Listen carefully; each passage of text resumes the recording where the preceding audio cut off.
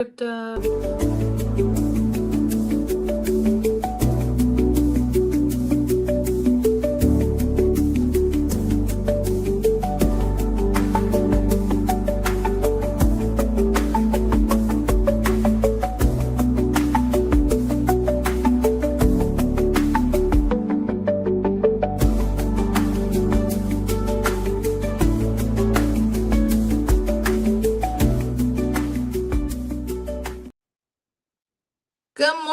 morning. Happy Monday, everybody. Welcome to Fly Nubian Money, where we help you master your mindset and maximize your money. My name is Tiara Williams. I'm also known as Miss Black Hollywood, also known as Karma J, but it all depends on the day. Today, I'm Miss Black Hollywood. And I'm joined by some lovely queens. Welcome to the show. Happy Monday. Happy Black History Month. It's still Black History Month in this piece. By the way, somebody on the panel, please find a Black History fact. Good morning, everybody. So today we are talking about a topic that I came across. I saw a video of T.I. talking about children who go to school are basically being nurtured, being programmed to be followers, to not be leaders, to just, follow the system that and the powers that be and all the things, because that's what he says. Is that true? Are we conditioning our children to be followers when we send them to school? That is the question today. I cannot have this conversation by myself. I am joined by some lovely queens. Say hello, everyone, to Renee Williams, clinical strategist, Marlo Lacen, TV and film producer, and Debra E. Williams, who is Debra Will Win on YouTube. All right, let's get into this conversation. I'm on the ones and twos, so if you see me over here, I'm like DJ Hollywood today. Just call me DJ Hollywood. Ficky. That's what y'all call me today. And that's just how we gonna rock today. How's everybody doing? Come up off your mic. It's cool. Tell me how you doing today. I am great. Happy Monday, y'all. Happy Monday. All right. So listen, before we get into the video, Marlo, I'll start with you. Do you feel like when we send our children to school, there's a system or a programming that is happening that is causing them to be, to lose their sense of self and purpose and to be conditioned to just become workers? Do you believe that? To some degree, I believe that there is, especially in elementary and middle school, there's a little bit of conforming that is required in school. But I think that, and I don't believe that it has a place. I think that we should do something else with the children's time besides teaching them to line up and finger on your mouth and all of that, because you get to high school and college and that's not a fact for you. But I do think that also, T.I. should choose his words better. He has read the encyclopedia and the dictionary. The thesaurus is his best friend. And so he should have chosen his words better, because to me, the path that he took to his riches is the follower path. That is the path that followers take, right? So we'll get into it. That is interesting. I want to ask more questions, but I don't. I will ask them in a second. Debra, what do you think? Are we creating employees from sending our children to school? Is there a mindset, Debra, that comes along with this?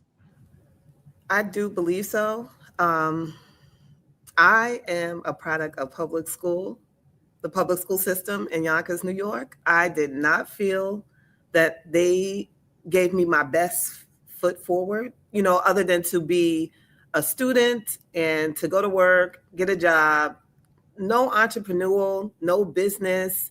We touched a little bit on business math in high school, but we didn't hone in on business models. And I would have loved that. I really would have loved that.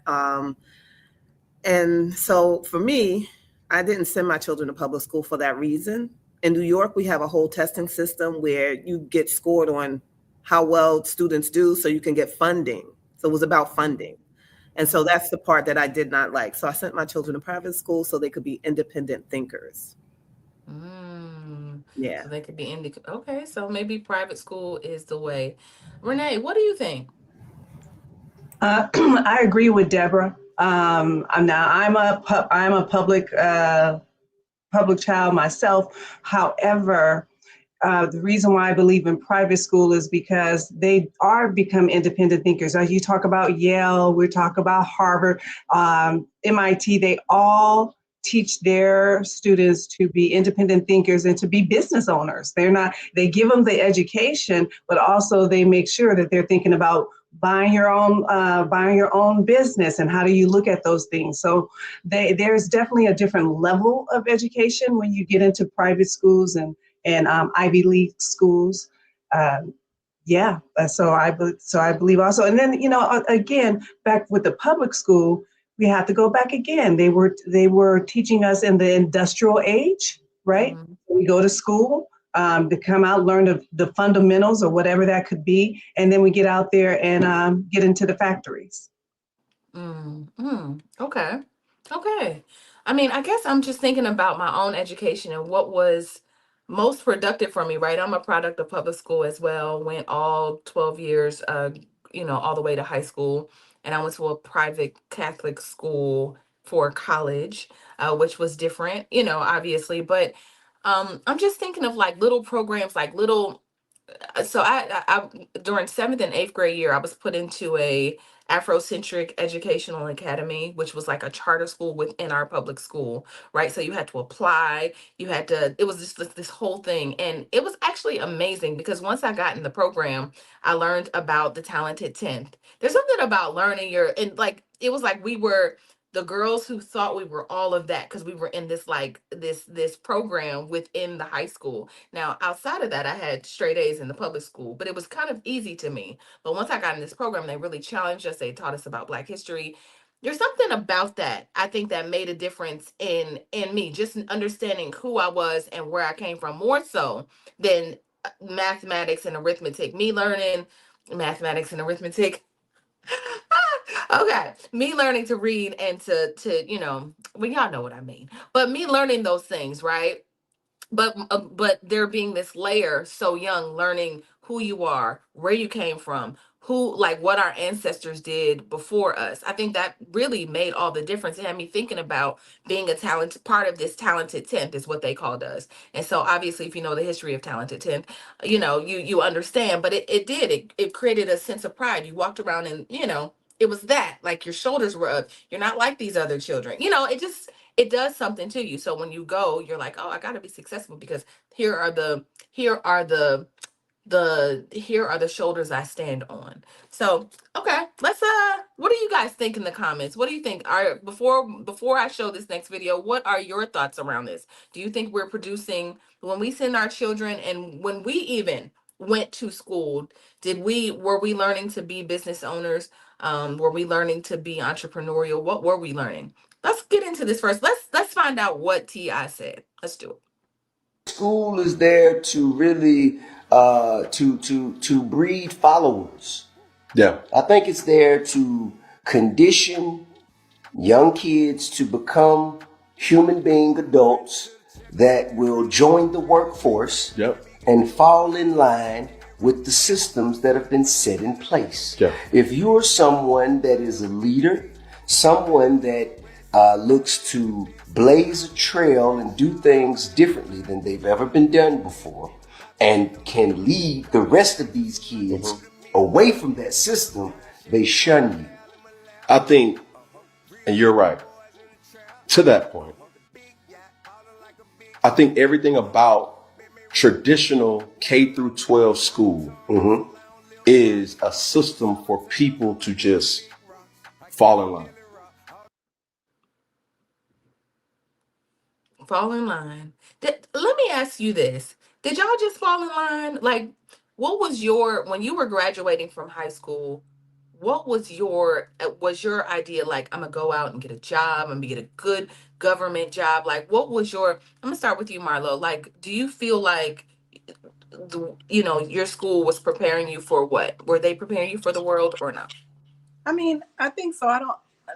What was I personally thinking back then? I don't know, because I was on some other stuff. But when I look around at the people that I went to school with, right, my people that I graduated with in my graduating class, and the volume of success and how success looks different in all of those different people, and how everybody's walk has been different.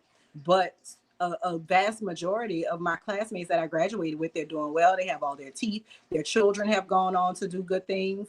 And so I think that I was prepared. We were prepared. We did have something, because it's not accidental that so many people that I went to school with, I'm not like the great success story of my class. There's people that are wildly more successful. Hell, if y'all saw Jill Scott in The Tiny Desk, there's a singer behind her who calls himself Blue Suede. He and I went to high school all 4 years together. So I think that there is, it's what you make of it, right? Mm-hmm. It is, what are the expectations that your family has of you? What are the expectations that you have of yourself? Because we could look at this, right?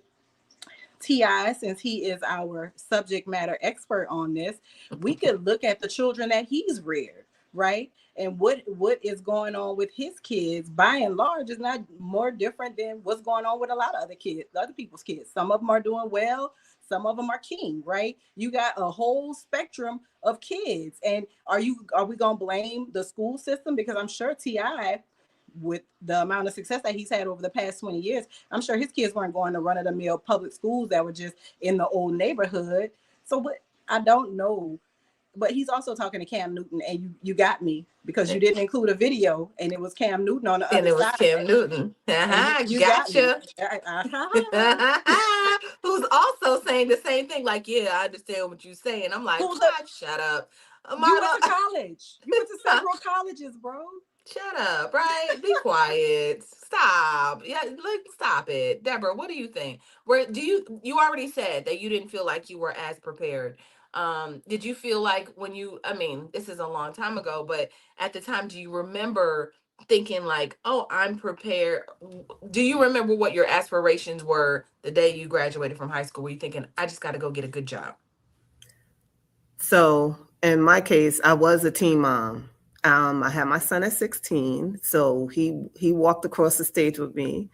And so with that being said, my mindset was to go and get a job. So I went to business school right after high school, because going away to college wasn't an option.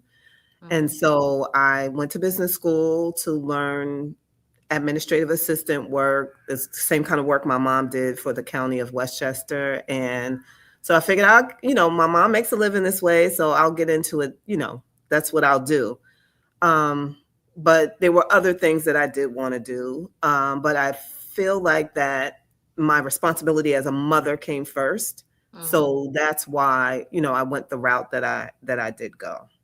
So, yeah. So basically I had to, because of the situation, I had to do that. If I had more family support, I think I would have gone away to college to get the college experience and all of the good things. So, yeah. What about you, Renee? Oh, thank you. So I was very blessed to have gotten, when I was leaving out of high school for 1 year, they started a health academy, just the year in my senior year. And that really shaped what I knew I wanted to go and be a pediatrician and whatnot, but to have the health academy kind of steer me into exactly where I wanted to go. We had a summer program and those things that really helped being in a public school. And what's so funny, I won't mention, I went to a public school in Oakland, and at the time they were all about some other business. But now, since they had started a health academy, now they're the most sought out high school in Oakland to go to. So those programs really make a difference. And so I think it does matter when they can structure it. So you have your charter schools now, you have your private schools, but it's something to structure, just like you had your school where it structures you in a certain way to mold you to think as you're moving on into college, or what type of work or line that you want to do. It makes a difference. Yeah, I agree. I love that. And you're absolutely right. I mean, obviously, when you're graduating from high school, nothing is developed. You're just like, oh, so you tend to look around and, I think like Marlo said, you're just influenced by what's around you. Your environment is everything at that point. So I don't know if it's necessarily, I love what Dennis Spraggin said. He said that did he say that home is the first school, basically. The first school is home. And so, you're looking around. I know for me personally, I was looking around, there was entrepreneurs in my family doing different things. I just got to see, I was very heavily influenced by hip hop. I was like, okay, right, I want to be a journalist. Like, I want to go and write for the source, and I want to go and do all of these things. And I think I was just thinking, that's the way I was thinking. I was thinking I could do whatever, right? Like, I wasn't scared of anybody. I would approach whoever. I mean, there's time I just make an opportunity pretty much out of anything. I was just the girl that was like, oh, we can do that. All right, well, let me do that. But I just think that was just from watching. I had no idea. Sometimes ignorance is bliss, because you don't know what you can't do yet. You're just, so I think that was the programming I had. Like, I didn't know. I just figured I'd ask, and that I think a lot of that has worked in my favor over the years. So okay, this is interesting to me, just because I'm trying to understand, right? Like, there's this system, right, that we live in, that gives us the illusion that we have options, right? When you go in, I liken that to the grocery store. You walk down a cereal aisle and it feels like you have options, but you have the options that you are given to make a decision based on the options you're given, right? So it almost feels like, sometimes when I live in this country, that is what it feels like. Not to, go cerebral. I don't know if I, toke a blunt on that, but like, or whatever, right? It was like, have you ever thought that we really got the option? um, it's Monday, but it's a real thing, right, Marlo? So do you think sometimes, if you just kind of step outside of it, could you understand what Ti is saying about, like, the idea of us having options, but also being, I mean, disproportionately marginalized in our community, things like that. So, what are you thinking about that? I wish that, and here I am picking up on your cerebralness, right? And I wish that I this don't even nation smoke had weed. kept its promise to us, right? Um, Because poverty is the root of all the negative mindset that we have. hmm, Poverty is the thing, right, that made it okay to sell drugs in the community, because at least I'm not poor. hmm, Poverty is the thing that makes backstabbing business practices, and politicians that run for Black people and do us dirty. Like, all poverty and lack are at the root of all of that, right? And people doing anything for money. And I think that that's probably has been the biggest detriment to our company, our country, our community. hmm, And I wish the country had just kept its promise. Go and give us the 40 acres and let us settle it on our own, right? Allow us to thrive and create our own unhindered. hmm. And then I think we'd be in a better place. But so much of what we got going on is just driven by people that have suffered from a lack. So Ti could say, oh, I think that the schools, yeah, it's true. But if you never found rap music, if you never found success as a hip hop artist, you were a detriment to the community. Come Did on. I want your kids should be in school because you were selling crack. So they shouldn't be in the house while you selling crack. They That's right. shouldn't be exposed to that. So I think sometimes this thinking that we forget, right? He done moved behind a gate and he's forgot about the destruction that he's left behind. Mm, And so, in having this moment of clarity with the great cerebral mind, Cam Newton, he is forgetting how some of what he did led to this. I don't agree. Look, I wish families could have the choice to not send their kids to school. I wish that it wasn't a crime that was punishable by jail time and fines for you to keep your child home from school, because hmm. people should be able to teach their child in whatever the way is. But what we see when people keep their kids home is the kids be feral, climbing up the walls like animals. Like, so I don't know, but I know that school, in terms of society and Hmm. societal expectations, I guess that's what America's school is supposed to be. Now, we don't teach the soft skills until high school, right? We want teenagers who are hot and hormonal to be able to figure out their issues without fighting, when we should teach them that in kindergarten when we're teaching them how to line up. So maybe we need to blow it up and rebuild it. But I think that school is necessary. I don't think that people are having these conversations in Asia. I don't think that people are having these conversations in Europe where they still go to school during the summer. Most European countries don't take a summer off. Yeah. So I don't think that other communities and countries are having this issue, but America is racism and racism is America. So Black people don't like schools because we got racism handed us in the form of schools and institutions. So I don't know. It's a hot mess, y'all.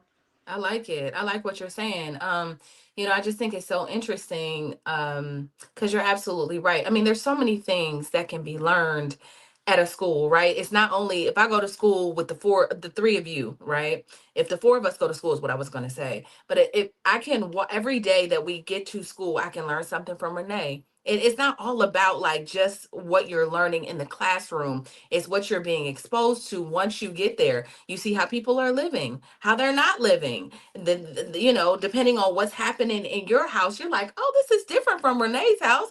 Renee, what y'all be doing in here?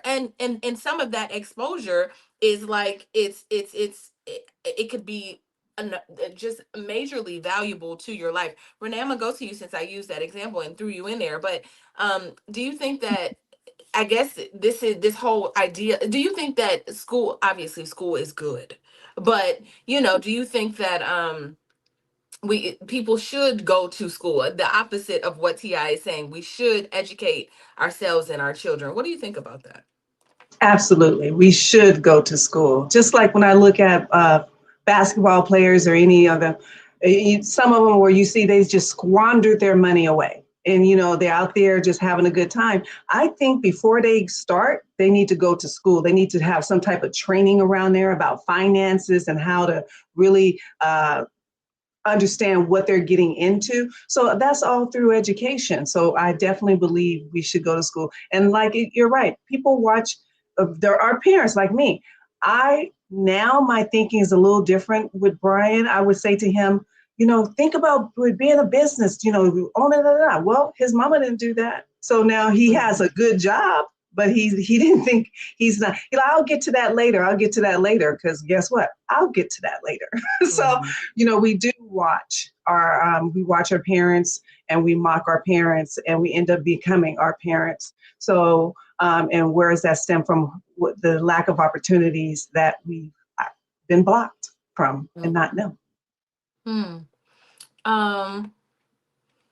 Debra, before we go to this next video, I just want to know, when you were, so I heard what you said about your own story, but when it came to your children graduating from high school, what type of things did you encourage them to do?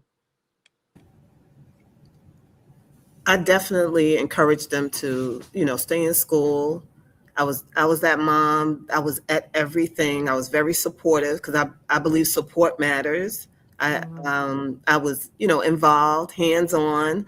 I was excited about the curriculum that they were learning because I was like, dang, I didn't even have this in school. Like, you get to take your book home?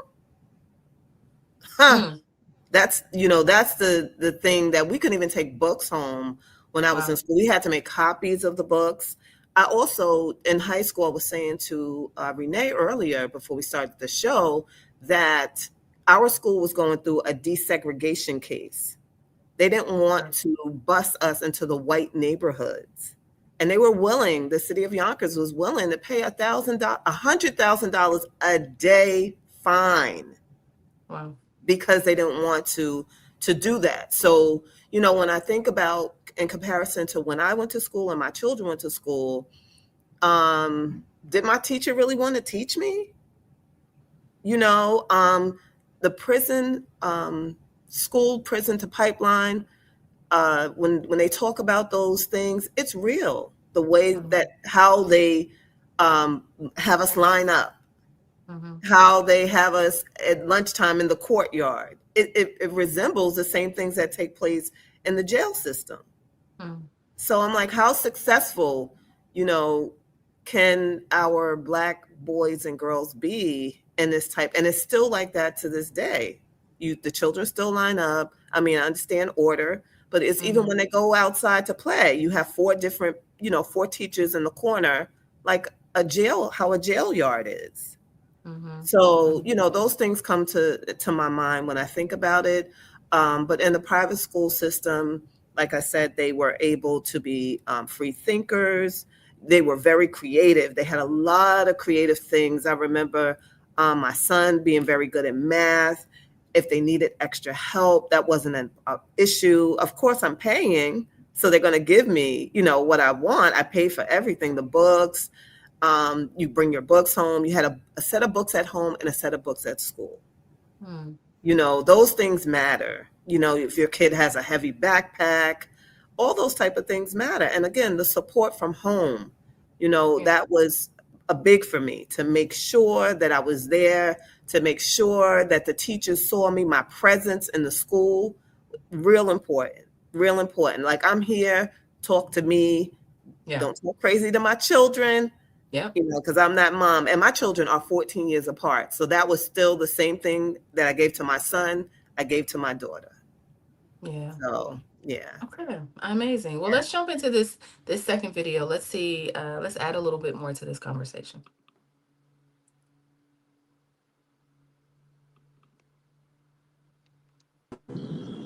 What's good, my peoples? It's your boy So Crumble here. Hope everybody having a good one. I'm coming through. I saw this post the other day where Tiara wrote that he said that school is only there to create followers who would join the workforce and fall in line with the system.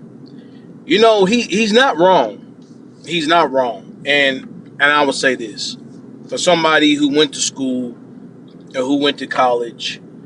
I went for more what I wanted to do, but it was still the same thing to where like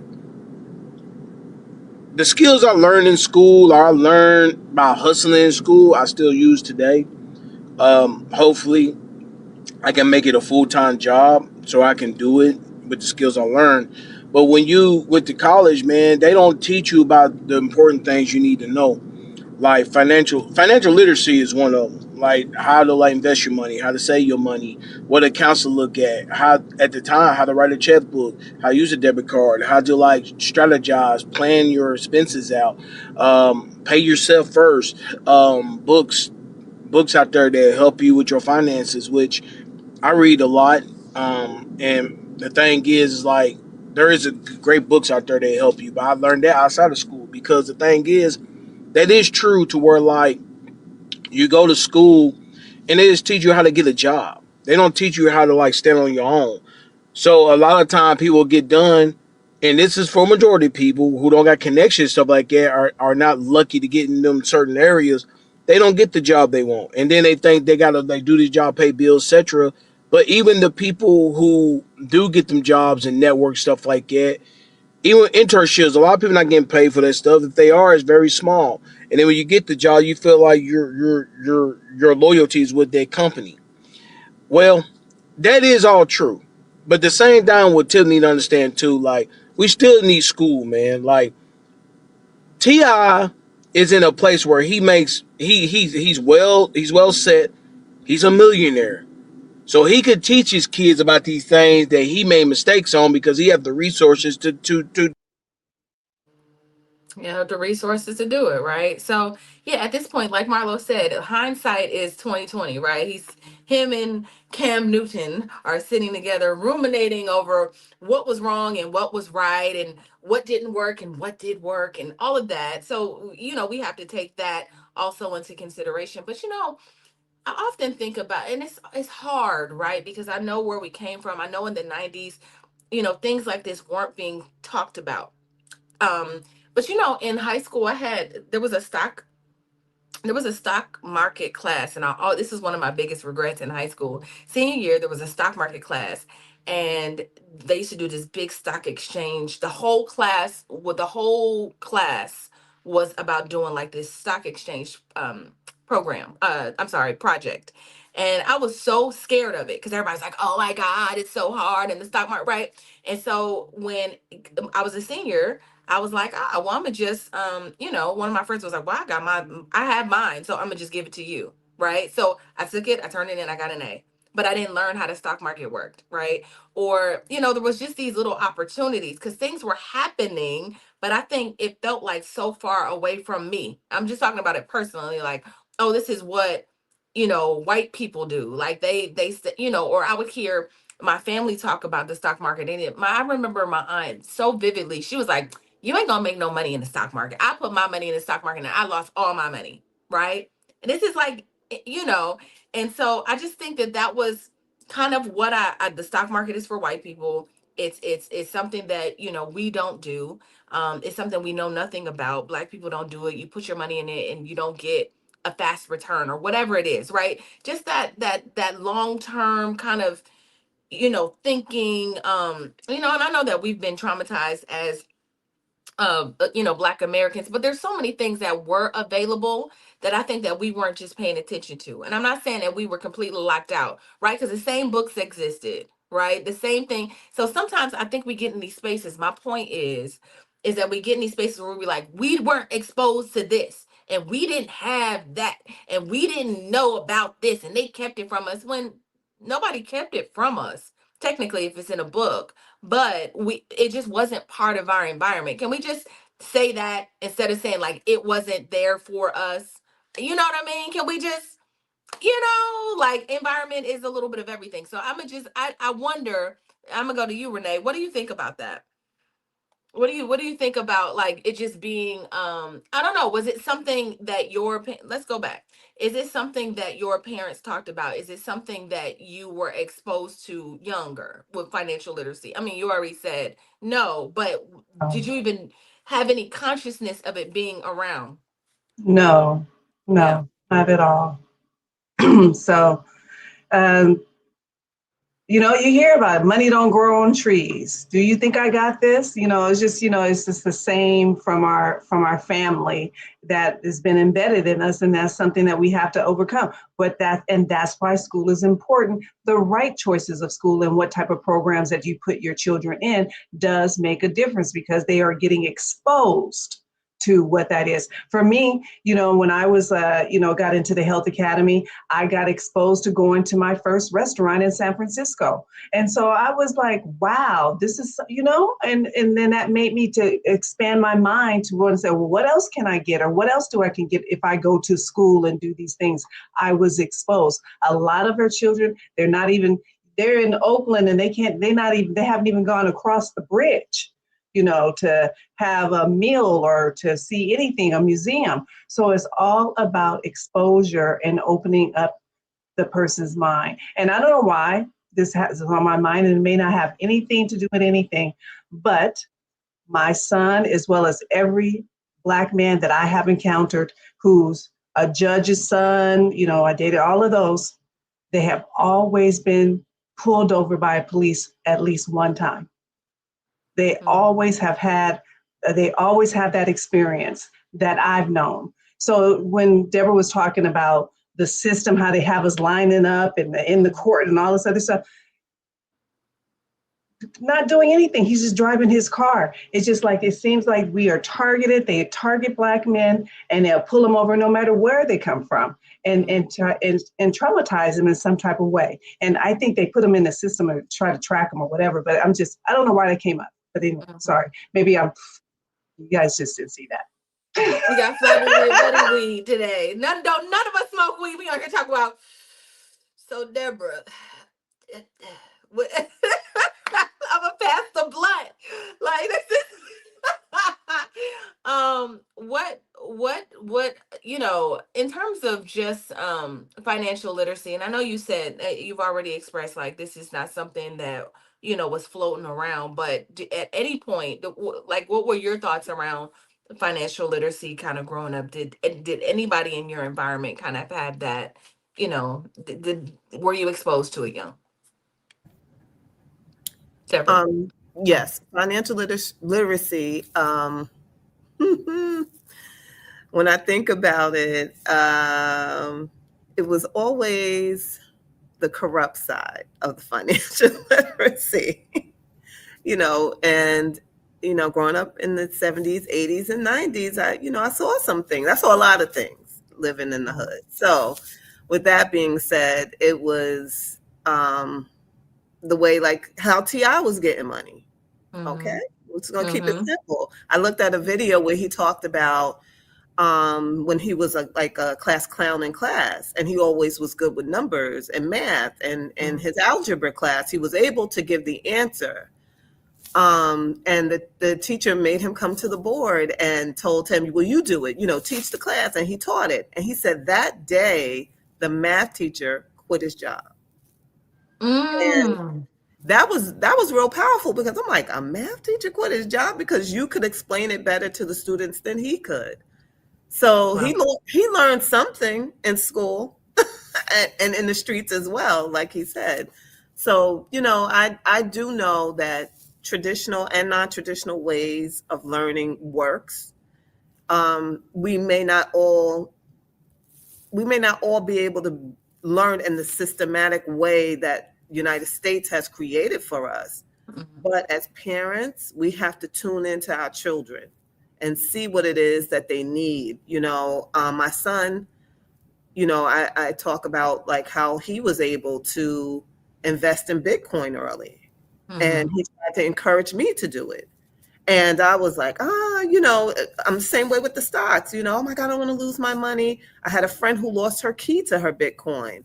And so she never got that money back. Mm-hmm. But my son, he was able to pop. And the young lady who taught him about the Bitcoin, she was able to make money. And I'm sitting back like, oh man, I should have gave him that $500. Mm-hmm. Like, For real. I mean, well, Bitcoin, listen, I think that, yes, that's I understand. That's the 500 back biggest regret. then. He was like, Mom, give me 1,000. I'm not giving you $1,000 of my money. I worked hard for this money. He said, all right, well, give me 500. He kept going lower and lower. And I still wouldn't listen to my son because I didn't understand it. And I should have said to him, could you explain it better for mommy? Could you tell me, what it is you're doing? I don't want to just take that risk. And I did not listen. And I'm learning now to buy that Bitcoin is a lot of money, a lot Well, of money. the So next Bitcoin is out there right now. That's the it thing is. about the market, right? Where there's the next big thing that's happening right now if we're just paying attention to trends and all of that. So it's not too late, sis. Um, it's so funny because I just want to go back to this for a second. I keep thinking about what we did learn in the 90s, right? Because I think we're all like, we was young in the 90s and there was a lot of things happening right at the same time. And I think we were learning about money. We were just learning about money from hip hop. We were being exposed to the way to spend money instead of save it. We were told to make it rain and wear big gold chains. And that was the financial literacy that I think we were learning. So it was hard to just be like, yeah, I'm gonna put my money. I'm gonna put my $500 in something I can't see. I can see that gold chain. I can see that outfit. I can see, So Marlo, what do you think about that? Like, for me, I feel like I was learning to be a consumer. That's what I was learning in the 90s. That's what I was learning about money. So when I got anything, I always talk about, I will not let it go, y'all. My student loan, I had a full ride to college and I still took money from Sally Mae, right? And that little money that I took from Sally Mae, I was spending on what hip hop told me to spend it on. So Manolo Blahniks, right? I was buying Gucci and, being in the middle of, like I said, New Orleans was very was very you could just listen, walk down Canal Street, it was Burberry Materialistic. everywhere, there was Louis Vuitton everywhere, right? So it was all of that. Like that was my influence as a young adult. And so Marlo, what do you think about that? What were you learning? I was Where were you learning learning your lessons from financial literacy? What were I you was learning learning the financially? same thing, right? And I want to go back because you struck a chord with me when you were talking about the financial literacy piece. We actually had a class when I was in high school. They called it free enterprise. And my teacher was actually a very successful bar owner in the city because, that's our culture. Club and a bar is on every corner. So she was actually a really successful bar owner. She owned a lot of real estate. She's been and since then she's been featured like on the Today Show, and they talked about how great a teacher she was and how influential she was, and she really was. And while she wasn't sitting down being like, this is how you become a successful business owner. She was like, pay attention to what's going on in the world, right? She would make us get newspaper clippings. You had to come in and you had to have a story and you had to be able to give her a summary of what that story was about. No BS. She was going to know because she was going to read the story. We only had one newspaper in town and she will have read everything in that newspaper from front to back. And so I think in that moment, she was just an old fussy Black lady, right? Whose class, if I could avoid it, I would not go because I just didn't want to hear her mouth. But when I look back on Miss Cryer, I believe she is part of the reason why so many kids that came out of that school were successful, because she was pouring into us, and the stuff that we were like kind of half listening to or didn't want to hear that day, it still was soaking in and sinking in. Now, I said all that to say her influence was not as strong as the influence of Cash Money taking over for the 99 2000, of Rockefeller, of all of those rap labels that came out and was either pronouncing or mispronouncing European words and fashion brands wrong. Whatever was going on, we wanted to be in the midst. New Orleans is a city. We like to dress up. We like to walk down the street on Sunday, dressed to the nines. It's called the second line. Like, that's just part of the lifestyle. And if you want to be part of the lifestyle, you got to look the part. Otherwise, you'll feel out of the lifestyle. Yeah. And so as a young person, I definitely was more influenced by hip hop than I was anything else. Now, I will also say those hip hop artists that managed to cross over and end up on CNBC and end up on 60 Minutes to really have a kind of a real full conversation about success and wealth and building and growing, I was able to learn from them as in that arena as well. And that kind of shifted my mindset because I was following what they were doing. And as many of them were growing up into business people, I was trying to do the same. I was trying to come into my own around the same time. And so I think there's always an opportunity to learn, whether it's traditional. I learn from y'all every Monday. In my work, in my full-time employment, I'm interviewing people. I'm learning from those people every day. It may not be something that could build wealth, but it's something that could build me as an individual, as a person. And I think that probably we need to look at learning differently, right? Because learning is not necessarily what happens in the school. Learning is what happens all around us every single day, right? Every single day there's an opportunity to learn. And I think if we look at it like that, and we start interacting with our kids like that, where there's always a chance to learn something, I think that we'll see things very, very differently in the avenue of learning. And I think we'll look at school differently too, because I think it has a purpose, but I think that we are abusing it in a way, like misusing it and having it, like Debra said, closely aligned with prisons.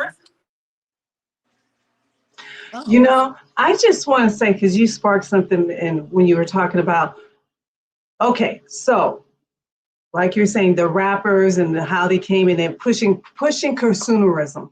Who was taking over the labels? Because back in the day where, you know, I forgive me, where I'm gonna just say where they were saying the lyrics and you understood the lyrics very well, that they were pronounced and they had real nice stories to them and real good vibes. And then all of a sudden the rap industry changed to where, you know, it's all about the gold chains and, you know, the fast cars and whatnot.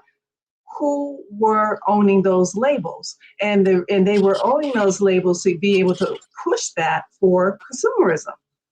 And there's like, even with the TV, television, you know, how we saw ourselves, you know, you saw it back in the day. I remember about, you know, the Barbie dolls, you know, I don't know when the first Black Barbie doll was around, but I remember when we had the Barbie dolls and that's what we wanted. So it was all about when you saw what things on TV, the music that you were hearing, all of it was pushing us to be a consumer.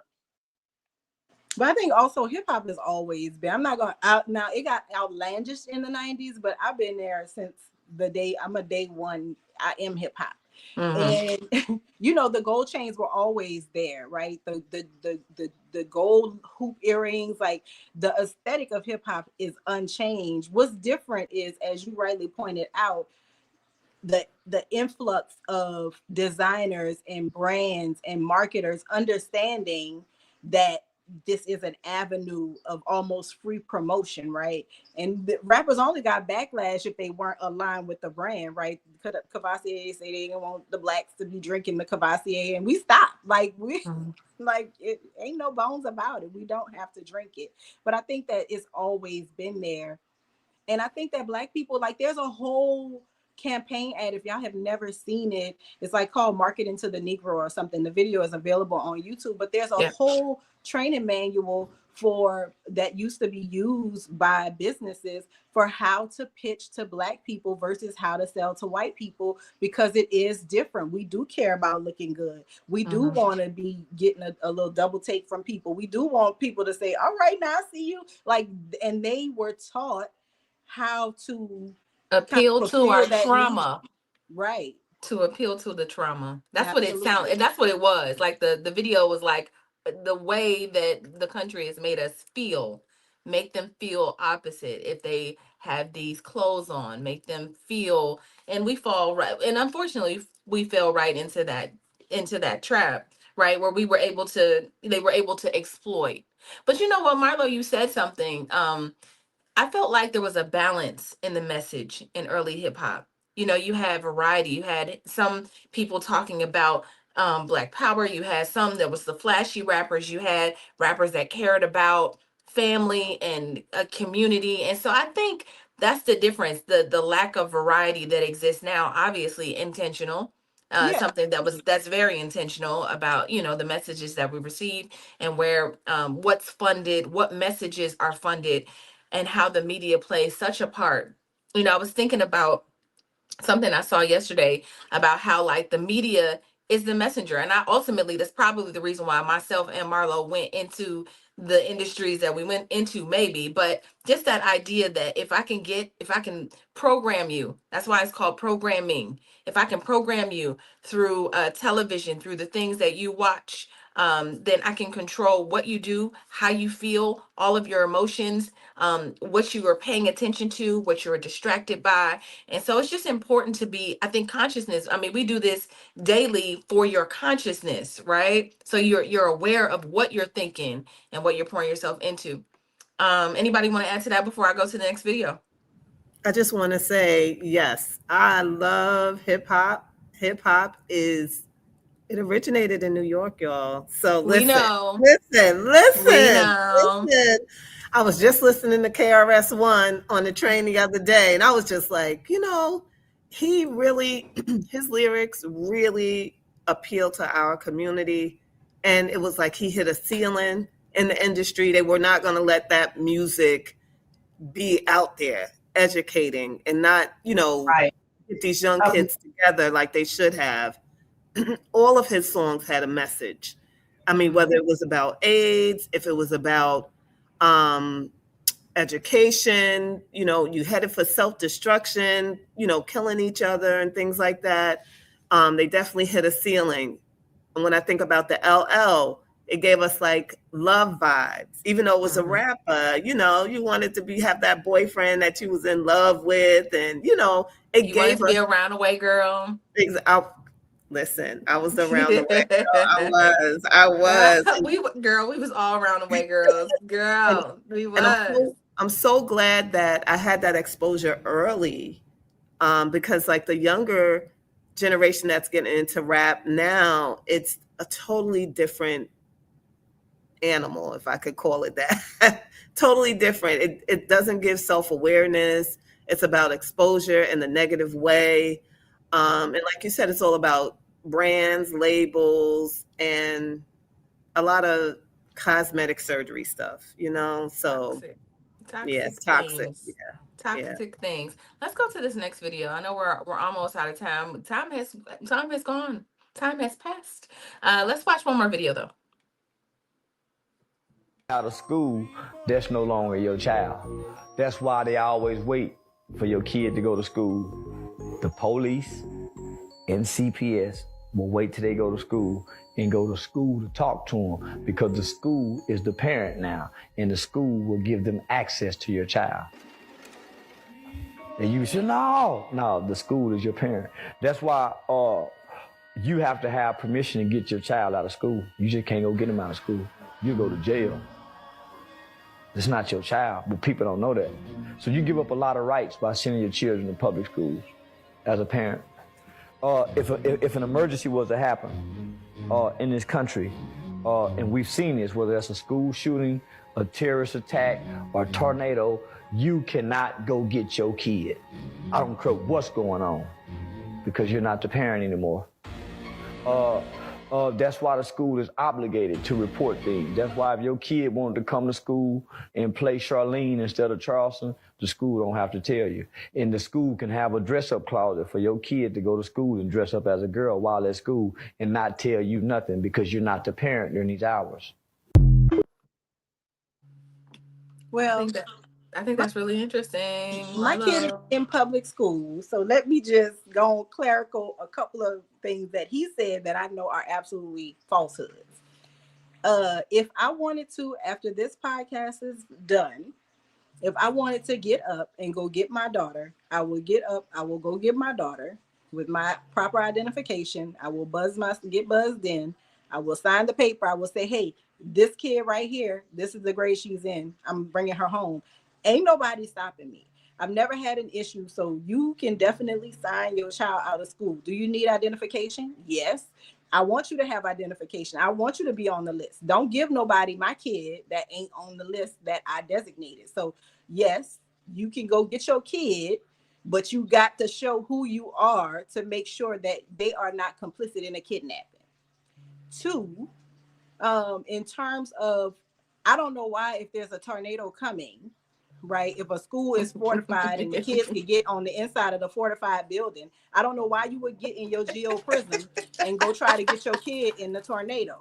That is, to me, it sounds like your kid needs to be at school because you as a parent don't make good decisions. So that is also a fallacy. If the rains here in Louisiana get so hard, and the weatherman has said by this time of day it's going to be flash flooding, if I want to go get my kid before the flash flooding because that is more safe, right? I can do that.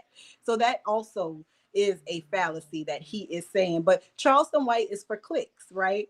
Mm-hmm. Charleston White is for people who don't want to do the things themselves. Now, I will say it gets problematic when kids text their parents and something is going on. There have been a couple of instances, y'all know I'm in the media here locally. There have been a couple of instances where there was a gunman that was near a school and a school was put on lockdown. But here's the thing, I'm a parent that signed up for the alerts. So if there's a lockdown in my child's school, yes, I'm going to know about it because when they send that mass text, I'm going to get it. Now, if you're irresponsible, if you didn't sign up for the alerts because you don't want to be bothered with what them people got to say, if you keep bouncing phone number to phone number to phone number and the people can't keep up with you to give you the text alerts, it's going to be a problem for you understanding what is going on with your child. So there's a bridge between parental responsibility and government overreach. And if you feel like there's government overreach, there's a thing called a school board that you can go and voice your opinion to. But I guarantee you this, my son was in private school. My son is my oldest. When he was in private school, I had more issues in the private school with him being a young Black man who was one of about 15 in that private school, that prestigious old school in the city of New Orleans. I had more problems there than I ever had with any of my children in public school in terms of the rules and the regulations, and even though my money was being spent. So I don't know, Charleston White like to get people blood pressure up with the clicks, but he is wrong on a lot of instances with his assertion of public school. I don't know where Charleston White is from. Maybe that's how they run it there, but that's not my personal experience. You know, it's interesting. I do want to say one thing. I want to say one thing about what Charleston said. He was correct about, he talked about the closet. Yeah, I was just about to say that. I was going to say, I do know in the public school that if a child says they're boy and they want to be a girl, that you are not supposed to even mention that to the parents. You are supposed to address them as what they say they want to identify themselves as. So that part is true, because I know my first lady's an English teacher, and she said, I'm trying to get them to conjugate verbs. I do not care what they want to call themselves right now. But Well, I live in a red state, so again, no problems here because they done shut Yeah. down anything that looked like trans conversation, trans playing basketball, ain't doing nothing. So again, that's a state to state issue. And so people, check the rules of your state, people. Check the rules of your county, your district. Don't be listening to Charleston Hampton, whatever this man's name is, look like he smoke a little crack every other day. Don't listen to this man because he is not the authority on all things in all states. That is the thing that white people like to call states' rights. States' rights still do exist at least until November 6th. I happen to agree with Charleston, right? In the sense, not all of it, is that there is a bit of some people hand over their children and expect for the school to do all of the things, right? They don't have any obligation to teach their children lessons at home. They just want to give them over to somebody else. And to an extent, the school unfortunately takes them. Now, I know for the school that we send Lauren to is a prestigious performing arts school here. Yeah, listen, we roll up to get her. The teacher definitely came out and was like, "Why do you need to take her? Why do you need to take her?" Now, it was a little invasive, but it's a rigorous program and they are serious about that, right? So it's like we have a project coming up. Like they are serious about arts. You hear me? And so as I was listening, I was like, a little bit, but you ain't gonna have my kid, right? But there is. I live in a blue state. I live in California. Liberal, liberal, liberal, liberal, liberal. So we actually had that where we got notices. Somebody they sent out, Lauren's an actress, and so they sent out castings. They were looking for trans or bi or like gay kids to do a documentary, right? But you're sending these castings to kids under 15 years old. I think at the time Lauren was like 11. And I was like, oh, it's time to take her out of public school because there's just too much going on. There's too much that doesn't have to be disclosed. And I didn't like that. She isn't in another program, and we can't help the fairy, and we can't help the fairy in this environment. Like we can't help all the letters. Like we can't help it. There, it's everywhere. It's all of the things. But what was happening was the kids were, Lauren said during COVID, and I'm gonna come to you, Renee, and we're gonna wrap this up because we got to get into Black History facts, but we started a few minutes late. So one of the things that Lauren said was during COVID, some of the kids had access to, obviously, they had access to computers. They were looking at a lot more things. So when they got back to school, a lot of the kids were like, I think I'm bi. I think I'm gay. You're probably gay because you hang with her. Like they were literally influenced by the other kids. The other kids, it's the blind leading the blind, right? And so there was a lot of that here where there's just this agenda is working. So anyway, I said that to say that we just have to be mindful when we are sending our children to school about the ways, because he said something about a kid can come to school and say something and they can have CPS come up to you. You know what I mean? Like there's all kinds of things and not give you your kids back. So there's a part of this, and it's for the kids' protection, but also that we have to make sure that we are walking this fine line, and the influence is from home more so than what they're finding at school. Renee, what do you have to say about this? And we're gonna get into final thoughts and in a second, but in our Black fact. But what do you think about that? I wanted you to get a chance to respond to the video. Thank you. Charleston is a lightweight fool in a sense of some of the things that he's saying. And for me, and also we have to say it's vice versa. It's not just the teachers, the parents should take responsibility and full control of what's going on as well. So like, my son came one time and said, Mom, the principal is looking at me in a certain kind of way, and he felt uncomfortable. So, we have to listen to things, and it's a true story.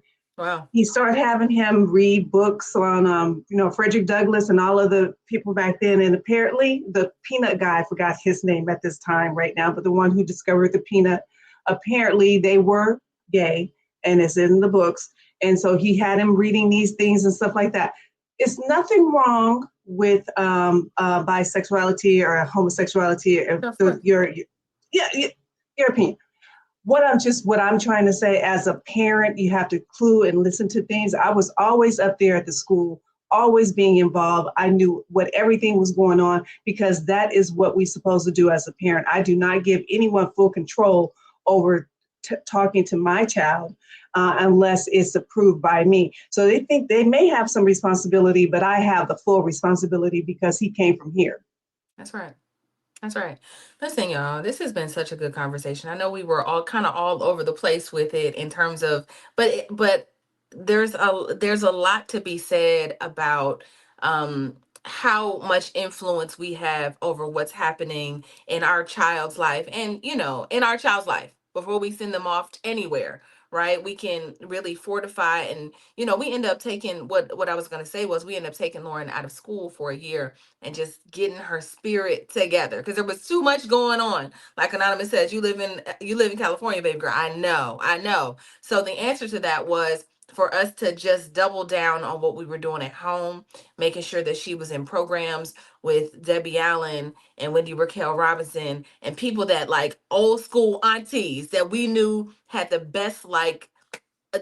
And thank God we have those influences here, because that's the thing about California. You live in Cali, baby girl, so you have access to some things that people don't have. And so when you got Debbie Allen saying, you can't do that, there was times when I'd be like, listen, Auntie Debbie, thank you, so we had those influences.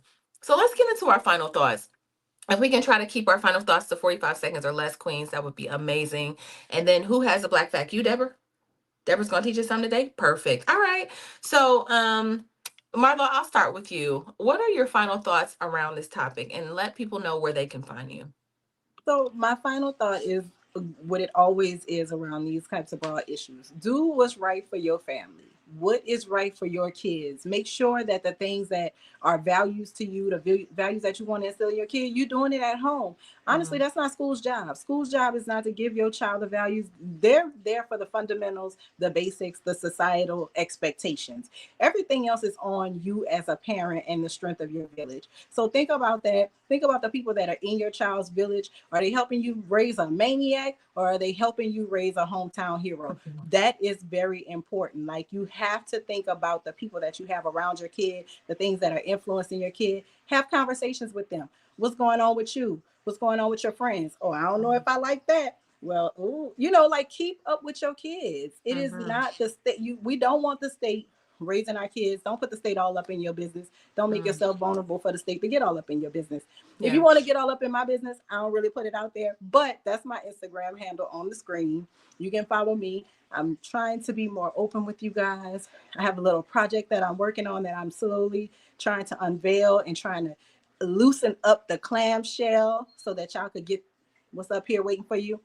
And that's it. I will see y'all next Monday, because I love y'all, and I hope y'all learn some things in Black History Month. I can't wait to hear what Deborah has to teach us. Yes. Wonderful. Make sure you check out my homegirl. That's my homegirl. Love her, love her, love her down. Renee, what are your final thoughts, and where can people find you? My final thought is what Marlo was saying. I'm sure everyone believes, is just having the option and being open to your children so they can talk with you, and not letting anyone, school system or anyone, any organization, raise your child or your children.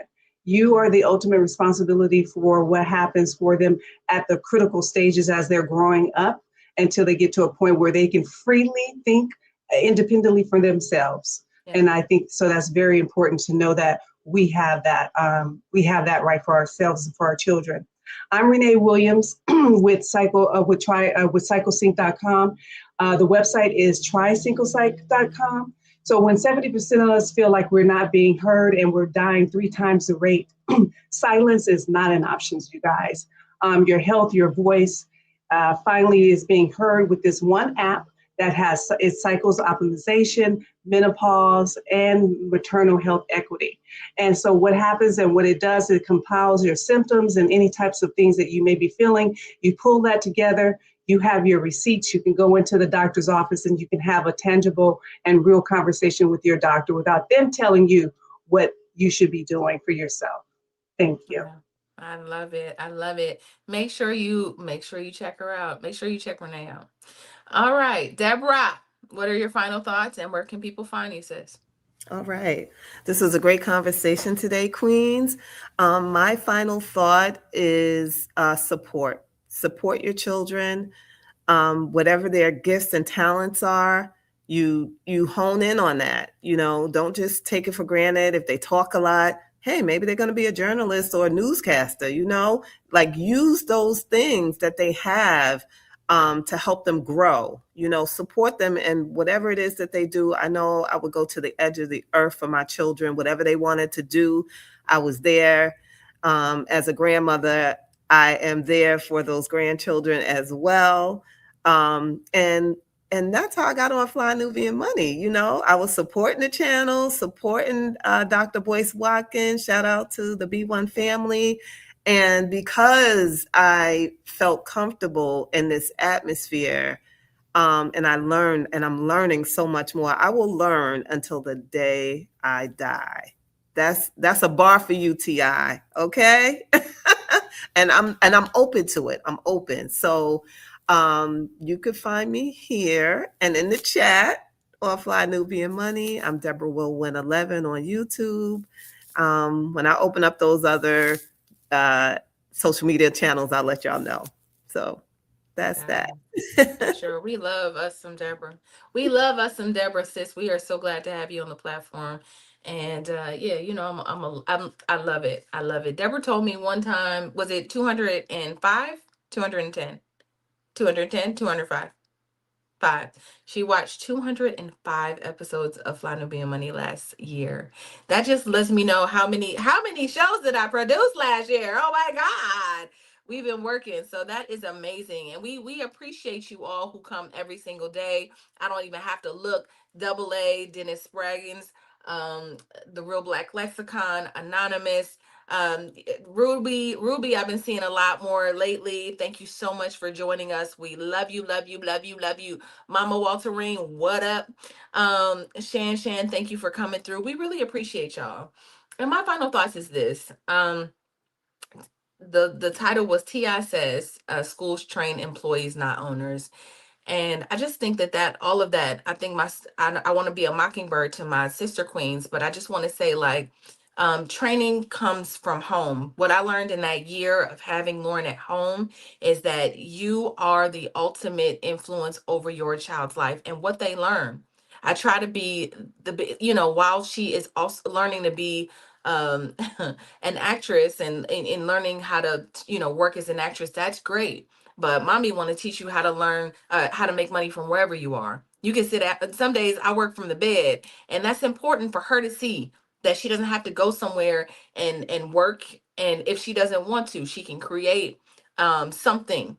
She can own something that then pays her to just live however she wants to live. How whatever she wants to do. I think that's important to show her. So hopefully she's paying attention. I'm always like throwing things out because I'm the one. I was her age, like, how can I make some money? I was 7 years old, like, how can I make some money? Right. So just looking around my environment, that was what my family was.